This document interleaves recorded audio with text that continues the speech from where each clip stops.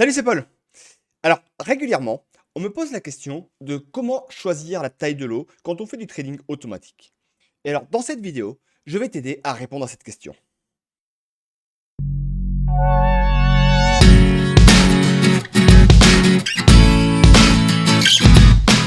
Donc, on va quand même commencer avec une petite définition.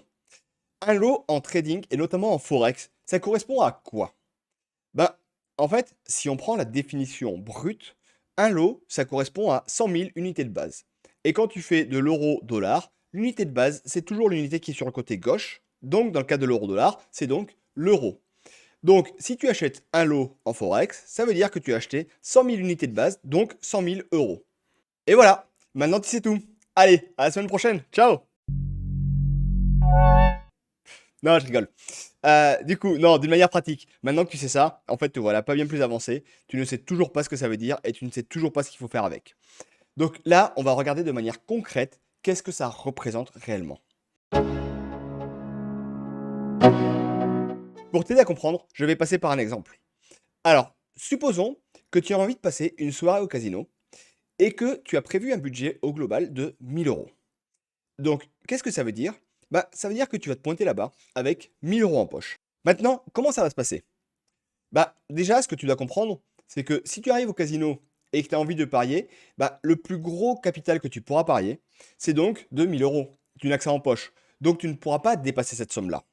Donc, ça correspond en fait à ta taille de lot maximale. Ensuite, de l'autre côté, sur un casino, tu te doutes aussi que tu vas pas pouvoir arriver pour parier du 1 centime, 2 centimes. Parce que mécaniquement, si tu fais ça, tu vas probablement rien gagner. Et donc, du coup, tu vas probablement avoir là-dessus une taille de lot minimale. Elle sera peut-être de 1 euro, 2 euros, 5 euros, en fonction des endroits où tu vas, en fonction des tables sur lesquelles tu vas te mettre. Et ben voilà, ça correspondrait du coup à ta taille de lot minimale. Et maintenant, arrive la question de comment choisir sa taille de lot. Si l'on continue sur notre casino, tu imagines bien que si jamais tu arrives sur ta table de casino et que tu mets directement tes 1000 euros que tu avais en poche sur ton premier pari, il y a des grandes chances que ta soirée au casino soit écourtée de manière hyper rapide. De l'autre côté, si tu as envie quand même de gagner un petit peu d'argent, effectivement, si tu arrives et que tu ne fais que des paris qui sont à 1 euro, à 50 centimes, bah, globalement, tu vas peut-être des fois gagner 50 centimes, 1 euro, 5 euros. Mais finalement, tu ne vas pas gagner grand-chose non plus. Et donc là, ce sera clairement à toi de trouver quelle va être la taille de lot qui correspond à ton aversion au risque. C'est-à-dire que je ne peux pas te dire directement, bah, tu as tel capital, mets telle taille de lot.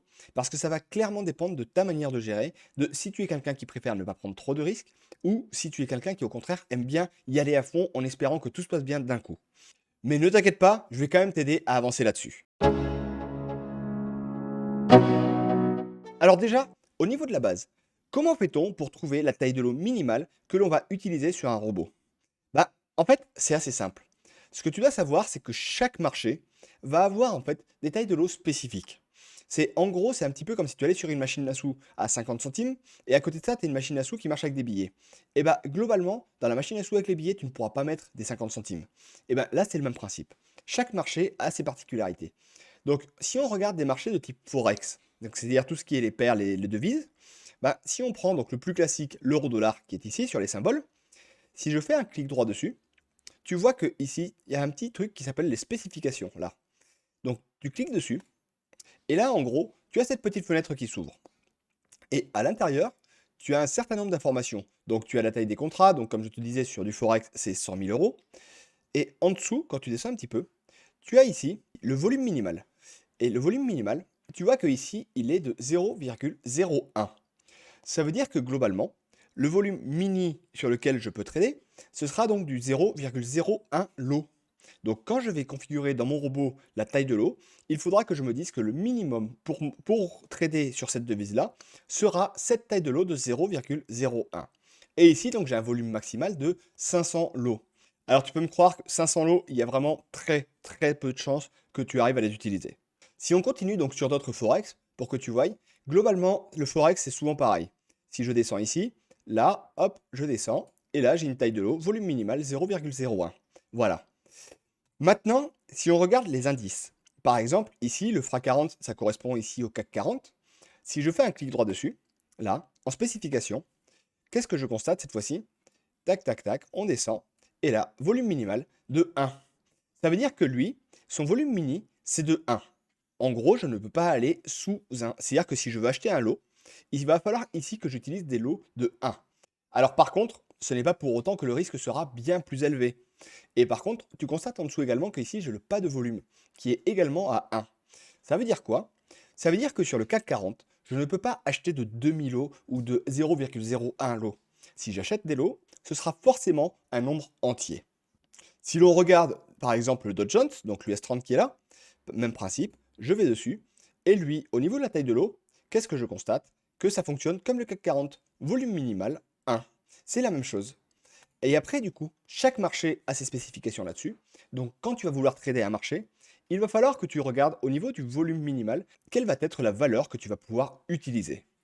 Alors, au niveau du volume max, il faut savoir que globalement, ce qui va te limiter, ça va être le levier que tu vas avoir chez ton courtier. Mais il faut savoir que si ce levier max existe, c'est également pour te protéger. Et en gros, si jamais tu as envie de mettre une taille de lot qui est trop importante, c'est automatiquement ton courtier qui va t'empêcher de passer l'ordre pour protéger ton capital. Pour te montrer de manière plus claire maintenant qu'est-ce que ça représente, j'ai fait un petit robot et tu vas comprendre rapidement à quoi ça correspond du coup. Regarde, dans ce robot, j'ai très peu de paramètres. J'ai juste la taille de lot à mettre. Donc supposons par exemple du 0,01 et une distance de take profit et de stop loss en pips. Donc là, elle est à 100 pips, d'accord? Et si je supposais par exemple que ici, j'avais un capital initial de 1000 euros, d'accord? J'appuie sur OK, et là j'appuie sur valeur initiale. Et du coup là, donc en étant sur l'euro-dollar, tu vois que le robot, il a fait un truc très simple. Il a uniquement ouvert des positions dès qu'il pouvait, dès qu'une position se clôturait. Il ouvrait une position et il mettait un stop loss et un take profit à 100. Donc là, on est vraiment sur un robot qui n'a pas de stratégie, mais qui est uniquement là pour te montrer ce que ça représente réellement ça. Et bien là, du coup, en faisant du 100 pips avec une taille de lot à 0,01, si je vais dans les résultats, je peux voir ici que sur chaque trade, il a soit perdu 9 euros quand il perdait, soit gagné 9 euros quand il gagnait. Donc là, ça veut dire que en gros, en partant de 1000 euros, en faisant du 100 pips avec une taille de lot à 0,01, bah, en gros, je perds ou je gagne 1% de mon capital par trade. Et donc là, cette valeur-là, si tu as déjà fait du trading, le 1% par position doit peut-être commencer à te parler et tu dois peut-être commencer à te dire que c'est probablement la bonne taille de lot du coup qu'il faut trader. Mais ce qu'il ne faut pas que tu oublies, c'est qu'en fait, cette taille de lot va également dépendre ici de la distance du stop loss. C'est-à-dire que si cette fois-ci, je mettais un stop loss non pas à 100, mais un stop loss à 200, eh bien, si j'appuie sur valeur initiale, là, et que je regarde les résultats, donc mécaniquement, tu te rends compte que ici, finalement, je ne suis plus à 1%, mais je suis presque à 2% par position. Et là, du coup, ça veut dire que si jamais j'ai un stop loss qui est plus loin comme ça, eh bien, mécaniquement, je me retrouve donc à augmenter le risque. Et là-dessus, de l'autre côté, tu te doutes bien que si jamais on fait exactement l'inverse, et que cette fois-ci, on avait un TP, un stop loss par exemple à 20 pips, et bien du coup, si j'appuie sur OK, valeur initiale, cette fois-ci, tu constates que je suis plus qu'en train de perdre 2 euros par position.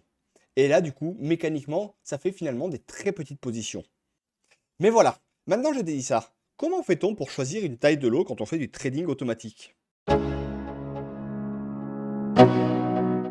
Eh bien, en trading automatique, on a un très très gros avantage par rapport au trading traditionnel. Nous, on a des outils, notamment le testeur de stratégie, qui va nous permettre d'avoir des données très très fines sur les résultats qu'aurait pu donner une stratégie par le passé.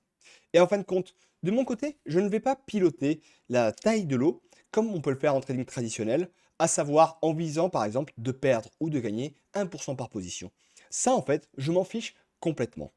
De mon côté, je vais plutôt utiliser le drawdown pour déterminer quelle taille de lot je vais utiliser par la suite. Alors pour ça, comment on va faire?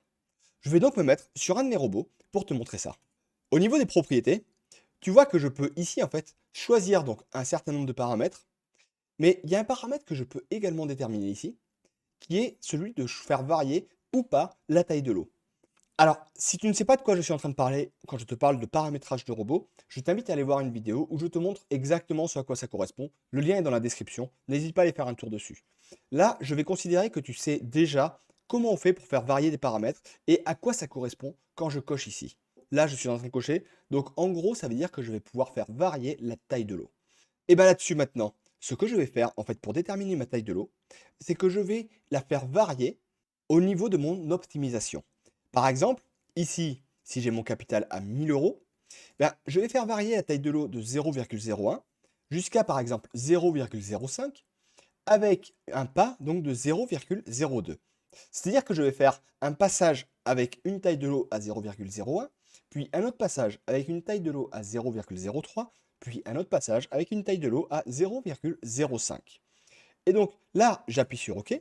Je vais mettre les dates sur lesquelles je souhaite faire l'optimisation. Donc disons de 2021 jusqu'en 2022.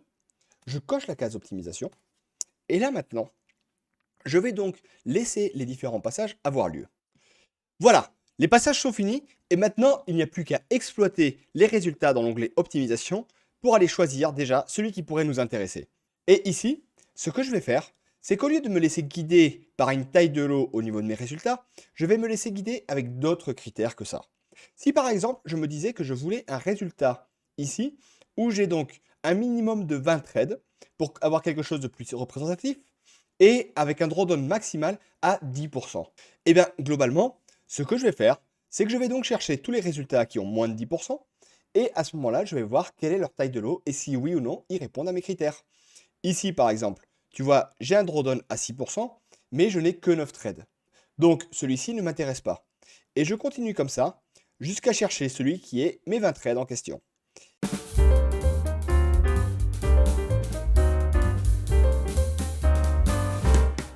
Ici, tu vois, j'ai un total de 30 trades. Donc, en partant sur une année, j'aurai eu un gain de 549 euros en partant de 1000 euros. Et au niveau des paramètres, là, tu peux voir que ici, mon fixed lot size est à 0,03. C'est-à-dire que ici, je ne vais donc pas me laisser guider par la taille de l'eau pour déterminer le drawdown de ma stratégie. Je vais faire l'inverse. Je vais utiliser le drawdown de ma stratégie et d'autres critères à côté pour déterminer quelle sera ma taille de l'eau. Donc dans ce cadre-là, ça aurait pu ici être une taille de l'eau à 0,03. Et en fait, globalement, quand tu vas faire ton travail en trading, c'est ce que tu vas faire ici. C'est-à-dire que tu ne vas pas te fixer une taille de l'eau fixe pour ne pas savoir où aller. Tu vas au contraire plutôt chercher un drawdown et d'autres critères à côté qui vont te permettre de déterminer quelle sera la taille de l'eau acceptable par rapport à ta stratégie. Alors, je vais quand même te donner 2-3 indications qui vont te permettre de plus facilement savoir autour de quelle valeur tu dois tourner. D'une manière générale, et personnellement, déjà je pars du principe que le trading automatique n'est pas du trading manuel. Et je n'ai pas l'intention de gagner ou de perdre 1% par position. J'ai plutôt l'intention de faire des plus petites positions. Pourquoi? Parce qu'en fait, en trading manuel, je vais devoir me contenter de 5 ou 6 marchés grand maximum en parallèle. En trading automatique, je peux envoyer donc 20, 30, 40 robots en parallèle et ils traderont chacun de leur côté. Donc je préfère donc diversifier mon risque en prenant de petites positions plutôt que de prendre un grand risque en prenant que trop peu de robots. Et donc personnellement, quand je fais du trading algorithmique et que j'ai un robot en face de moi, quand il y a un capital à moins de 1000 euros, je préfère utiliser des tailles de lot qui soient de l'ordre de 0,01. Si j'ai un capital qui monte jusqu'à 5000 euros, je vais par exemple faire varier la taille de lot aux alentours donc de la valeur de 0,05. Donc ça va être par exemple du 0,02, 0,04 et donc des tailles de lot de ce type-là sur le Forex. Et si jamais j'ai un capital plutôt de 10 000 euros, je vais donc tourner autour de la valeur de 0,1. Alors là, ce sont uniquement des indications. Ce n'est pas une valeur fixe sur laquelle tu dois te fixer. Tu ne dois pas te dire que si tu as un capital à 10 000 euros, il faut mettre 0,1 en taille de lot, c'est comme ça. Non. Par contre, tu peux utiliser cette valeur pour te dire que ça peut être une indication de base et que tu vas donc affiner ça en fonction de tes autres critères pour trouver quelle sera la taille de lot idéale.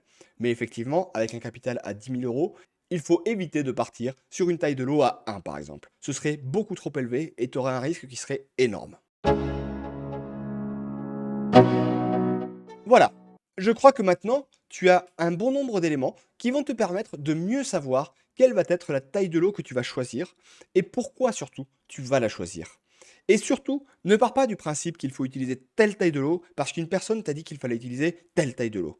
Fais tes essais et mets d'autres critères autour de ta taille de lot justement pour être capable de déterminer quelle sera la bonne valeur là-dessus. Alors, si tu as envie maintenant d'en savoir plus sur le trading automatique, sache que j'ai fait une vidéo de plus d'1 heure et demie dans laquelle je t'accompagne sur tout le processus pour te montrer donc comment on crée un compte de démonstration et comment on va installer ensuite la plateforme MetaTrader 4, comment on va choisir des paramètres sur un robot que je te donne pour que tu puisses te lancer.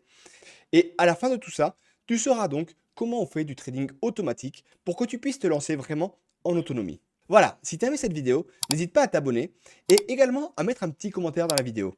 Sache que personnellement, c'est quelque chose qui encourage énormément YouTube à mettre en avant mes vidéos.